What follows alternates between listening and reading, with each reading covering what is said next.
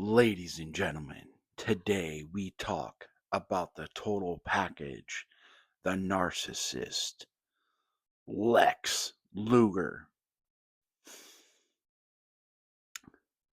Actually started his career as a football player at the University of Miami, would later go on to play for the Green Bay Packers of the National Football League, and would have a stint in the Canadian Football League as well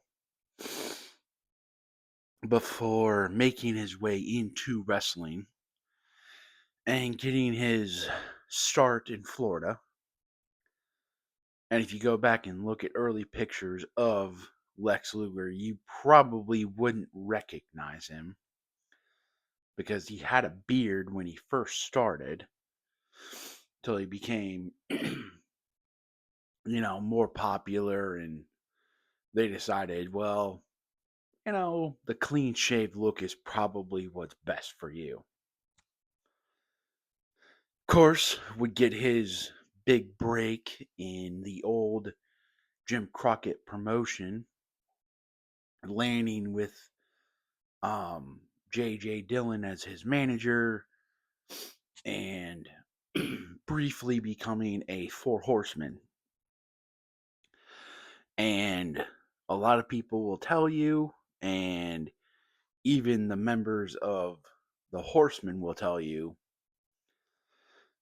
that had the company not rushed Lex Luger's push,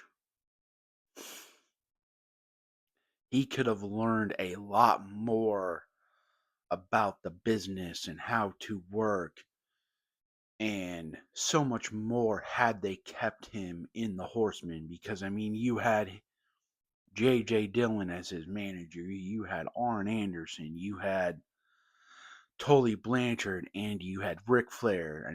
He was learning and soaking up all the information, and they were helping protect him in six-man tags or tag team matches. Of course, during his run as a Horseman, he was a United States champion. But, like all things, the company made a stupid decision, and they thought he could be a babyface, and they kind of wanted to put him up there with Sting and all the young talent coming in,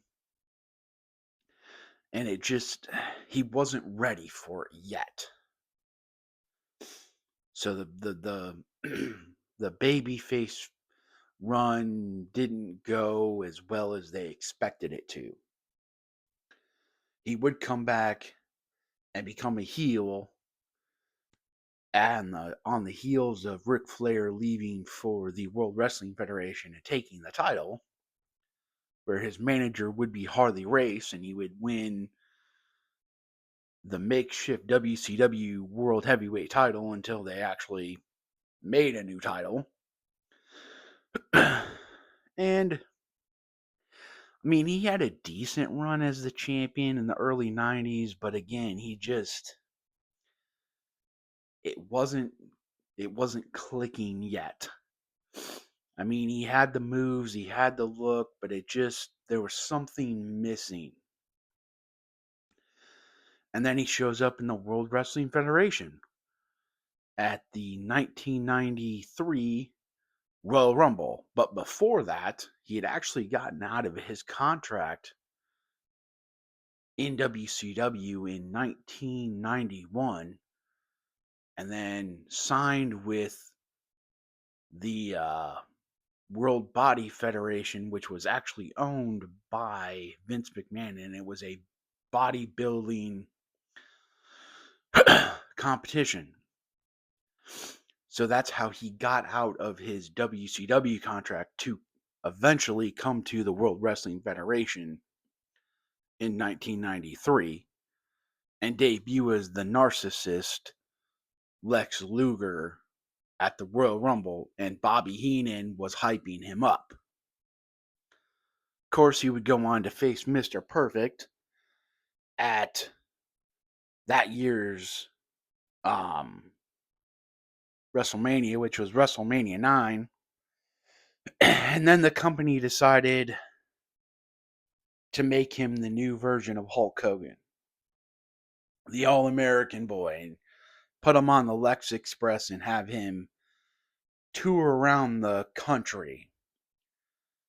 And that all started when he slammed Yokozuna on July 4th of 1993 on an old battleship.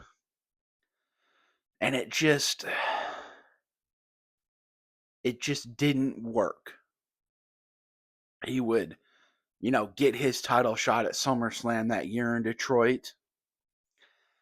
And it was one of the most odd finishes you will ever see. They acted like he won the title. They celebrated that he won the title.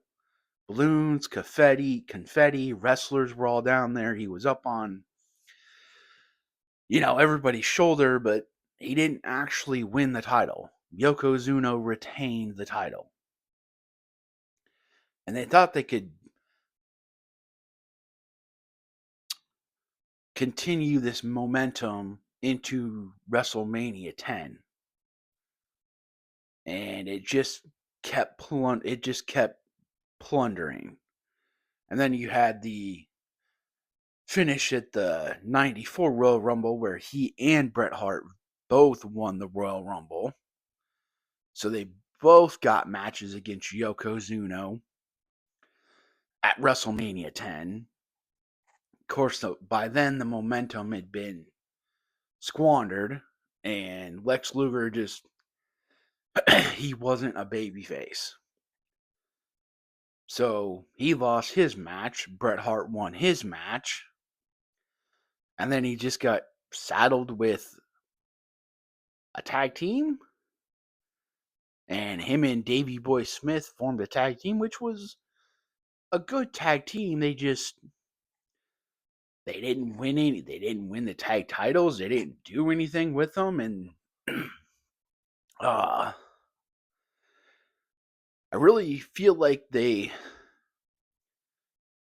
should have never turned him to a babyface and kept him as the narcissist. Because I would have loved to have seen what the narcissist could have done as a heel. Because I just think he was naturally that character at that time. And he would have gotten that main event push as a narcissist if you were going to go with Bret Hart, with all the popularity and this, that, and the other. But they thought it could be the next Hogan, and that didn't work out for him. So then you fast forward to the end of 95, and he's working without a contract. So Sting, his good buddy, which they owned several businesses together back in the day, talks to Eric Bischoff. Says, hey, he's changed. He wants to come back. I want to try to get him back here. Yada, yada, yada.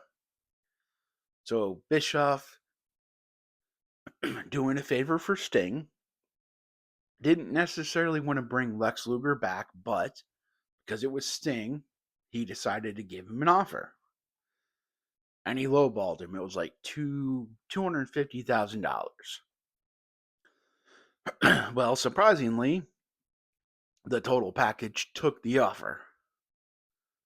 And that was the first surprise, the first domino in the Monday Night War, because he showed up on the debut episode of Monday Nitro. Because again, he didn't have a contract with WWE. He was free to do whatever he wanted to do. Now in WCW, he had a legendary career. He held every major title. He was tag team champion. He was the television champion, he was the United States champion, and he was the world heavyweight champion. And by this time, he was kind of playing that heelish good guy character. He was kind of going back and forth until the crowd finally said, "Look, you're a babyface," and they finally accepted him as a babyface.